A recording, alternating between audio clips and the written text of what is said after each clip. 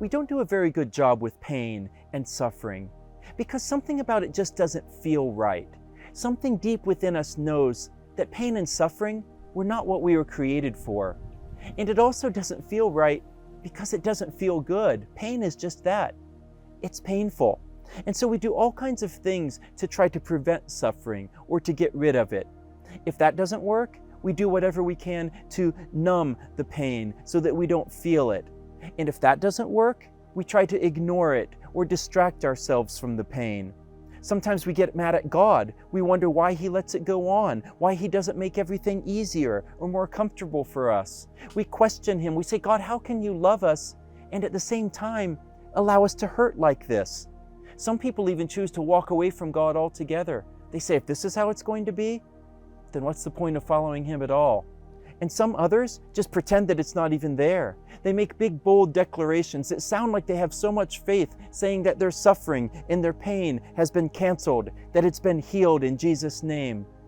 But then their circumstances continue, and their bold declarations prove to be something different than what's actually happening in reality.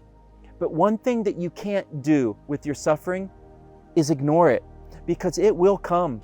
No matter who you are, no matter what kind of advantages you have in this world, you cannot avoid it. And when we talk about suffering, we're getting really close to the heart of what life is all about. Because when pain and difficulty come, it reveals who you really are. It reveals who you really trust. It reveals who it is that you're actually living for. We see that clearly in today's reading from Job, where in the midst of his suffering, the Lord brings Job to a wonderful place of trust and surrender. Job's confused. He's discouraged. He's in constant pain, and he doesn't understand what God is doing. But he knows who God is. And at the beginning of chapter 27, Job says he will continue to cling to his trust in the Lord. Verse 2, he says, "As the Lord lives, who has denied me justice, who has made my life bitter, as long as I have breath in my nostrils," he says, "I will not sin with my tongue. I will maintain my integrity. I will hold fast to my righteousness, and I will not let go of it." People talk about faith as if it's something that we use to get rid of our suffering.